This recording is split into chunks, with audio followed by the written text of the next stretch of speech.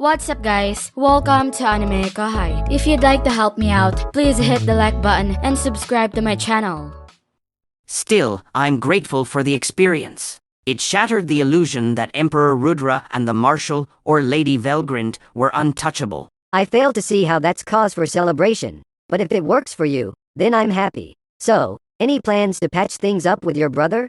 Minitz responded with a wry smile. I don't really have a choice, do I? He's the Marquis rallying the nobles. With Sir Masayuki stepping into the imperial throne, it's our duty to throw our full support behind him. Minitz may have hailed from noble lineage, but he opted for a career in the military to showcase his skills. Despite his noble background, his true abilities commanded respect, swiftly silencing any doubters. The title of Marquis fell to Minitz's younger brother, who harbored resentment toward Minitz for avoiding the responsibilities that came with it.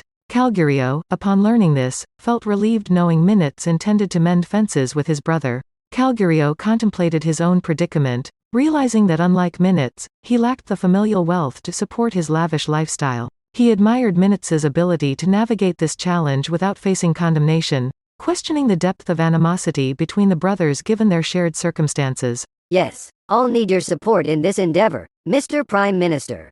Despite relinquishing his noble obligations, Minitz ascended to the role of Prime Minister in the new government led by Masayuki. The exchange between Masayuki and Rimuru transpired somewhat like this.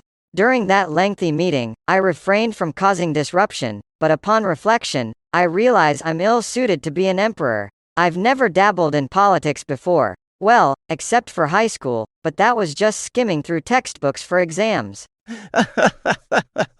There's no turning back now. Really? Absolutely not. Look at how I handle things. You'll adapt to the role just fine. You're too optimistic, Rimuru. Please, stop jesting with me like this. You'll excel, you'll see. Everyone will offer their support. You've got that classic, not my problem, look written all over your face right now. I can see it clear as day. And I bet you're pretty relieved to have another friendly ruler to chat with. Nah, not really. And besides, like I said, you've got a bunch of folks you can rely on, don't you? Like Minitz over there. He seems pretty dependable to me. Seated nearby, Minitz accidentally locked eyes with Rimuru, a mistake he'd soon regret. He suspected Rimuru's decision was rash, yet it had brought undue attention to him during the conference. Being labeled capable by Rimuru led to an immediate role as an advisor to Masayuki, and eventually, to the Prime Minister's seat. Well, isn't that something? All Minitz could manage was a wry chuckle. With Masayuki personally seeking his help, turning it down wasn't an option. Plus, Minitz genuinely liked Masayuki. It was better than dealing with Velgrin's intimidating presence all day. But there was a small hiccup, the Prime Minister's seat was already occupied. Still, Minitz toyed with the idea of making this man his deputy. Since the Emperor held sole authority over his cabinet, any objections from the current Prime Minister would fall on deaf ears. And if he did complain, Minitz wasn't worried. He'd faced tougher opponents in his life, and if push came to shove, he'd just point the old minister in their direction. Yes, I suppose things will sort themselves out eventually. Having received a comprehensive education as the heir to a marquisate, Minitz might not have realized it, but his performance had been commendable. Despite its challenges, he considered himself proficient enough in the field. So, he decided to fire back a jest at Calgurio. Don't joke with me, Mr. Secretary of the Military. And don't forget, you're the only division commander left standing, so you've got quite the workload on your hands. With Emperor Masayuki at the helm, significant military reforms lay ahead for the empire. If Minitz took on the role of Prime Minister, the current incumbent would become his deputy. The Secretary of the Military held a similar level of authority. While Masayuki may have been inexperienced in governance, he understood the importance of entrusting civilian politicians with military oversight. He discussed it with his new assistants, and the effect was immediate. However, his message was straightforward. Shouldn't there be a minister overseeing the army? There were no explicit orders or complex theories about civilian leadership in the military. As a result, the tradition of appointing the Secretary of the Military from within the army continued, albeit with a somewhat distorted interpretation, leading Calgurio to take on both roles of secretary and army commander. Minitz voiced his concerns, but Calgurio waved them off with a chuckle. No need to worry. We're not heading into war anytime soon. And as long as I'm at the helm, we won't be stirring up any international conflicts. His words conveyed a sense of resigned honesty. Given the empire's geographical position, there were no neighboring states to engage in warfare with. The Jura Tempest Federation and Milam's Demon Lord territory were off-limits, and confronting the armed nation of Dwargon was out of the question due to their alliance with the dwarves. While an airship invasion of the western nations was conceivable, Demon Lord Rimuru was unlikely to approve it. The only potential adversaries were the influential nobles within their borders, some of whom might be entertaining rebellious thoughts. We've sent messages across the empire. The nobles should respond soon. Have you heard from Krishna? He's been silent. Your brother's factions have sworn allegiance to the new emperor, which seems to be keeping other factions in check. Even if the nobles respond, it won't alter much.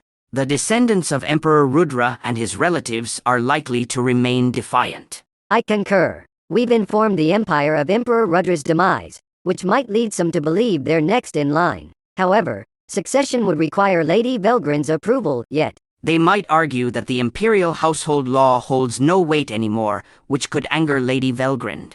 Calgurio shared Minitz's viewpoint. The notion of defiant nobles challenging the new emperor didn't unsettle him. He and Calgurio were confident in their eventual triumph. However, the nation's authority would undoubtedly suffer as a result. The impostor masquerading as Emperor Rudra, though Calgurio couldn't truly recognize him as such, having faithfully served the genuine emperor throughout his life, had conspired with the enigmatic aggressors, seeking to plunge the world into chaos. They had confronted one of their leaders, a man named Cornu, experiencing firsthand the severity of the threat. Velgrin's intervention had averted the empire's downfall.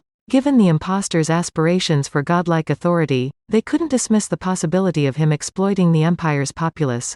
However, few within the empire knew the true appearance of the emperor. Should anyone claim to be Emperor Rudra, they could swiftly debunk the impostor. The enemy was unlikely to resort to such deceit. The Rudra known to Calgurio would never engage in diplomatic discourse with his adversaries. Now is certainly not the time for internal discord within the nation. Indeed, it is not. I will discreetly investigate those possibilities. If you could, I'd appreciate it. My aim is to rally the remaining Imperial Knights and promptly restructure the Imperial Guardian Force.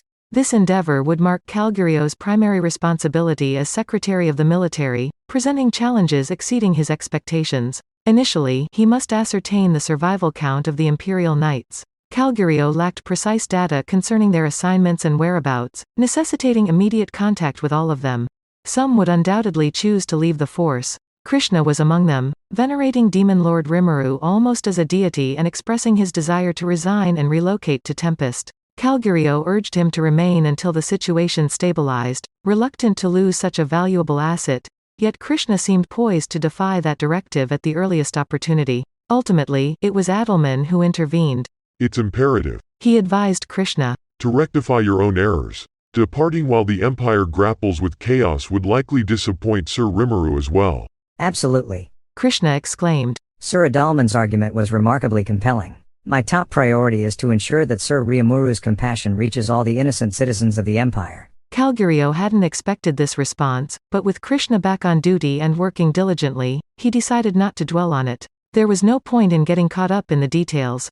However, Krishna wasn't the only officer considering a change in career. A significant portion of the Empire's soldiers expressed a desire to stay in Tempest. Calgurio understood their sentiments and didn't want to force anyone to return. Yet, further defections could affect the Empire's future military capabilities, so careful consideration was necessary. While the war had resulted in many casualties, dwelling on the past wasn't productive. However, the issue couldn't be ignored.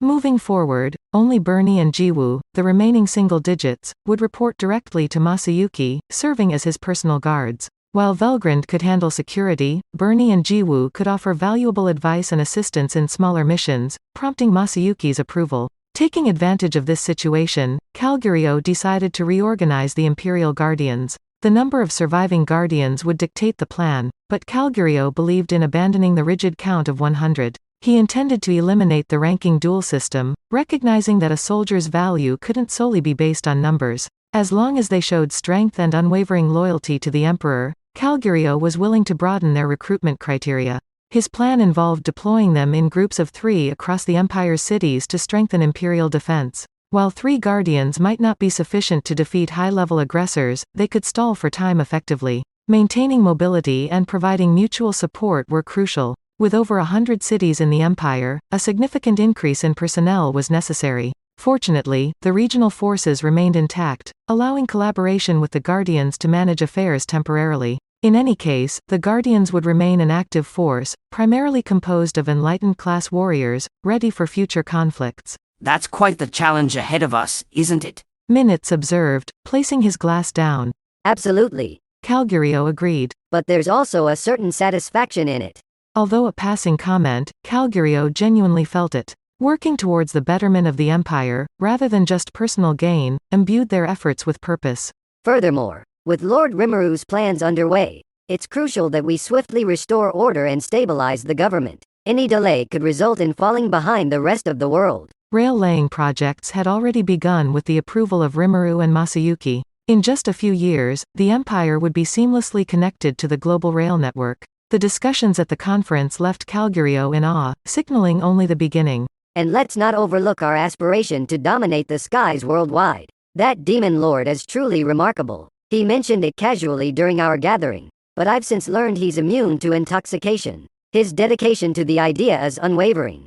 Indeed, Zamdo shared his enthusiasm as well. While he's more of an engineer than a soldier, his passion lies there. So, we'll establish these magic trains, connecting every nation on the surface, followed by mass production of airships to create a stable market for them. It's a daunting plan, but I believe we can achieve it. Surprisingly, his only post-war demand was airspace rights. He's even aiding in our reconstruction efforts. How could we refuse? Indeed, with His Majesty Masayuki's approval, that's settled. That's it for this video, guys. Thank you for always watching my videos and supporting my channel. A big thanks to the AnimeKouhai patrons who made this video possible.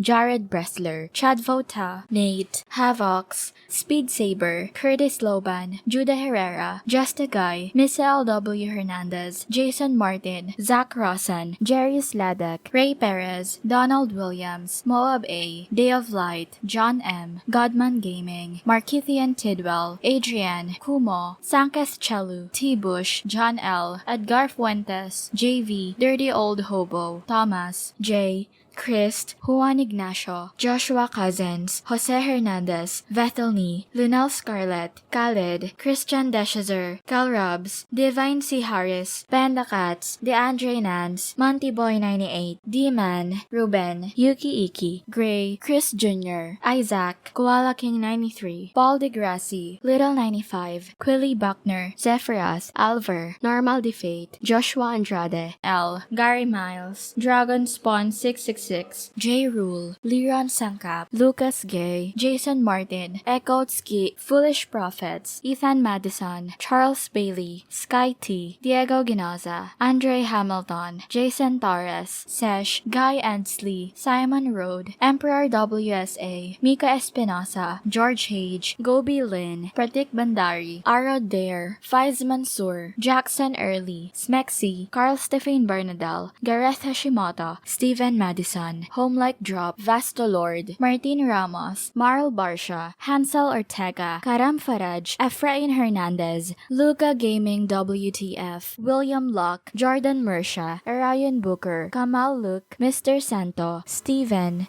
Mose Chaudhary, Spencer Candila, Ian Sikibuyol, Putate, Thanakorn Lee Sawat, Lamar, Alpha Domination, Anselmo, KACP9R. Thank you so much for helping out. I'll see you guys in the next video.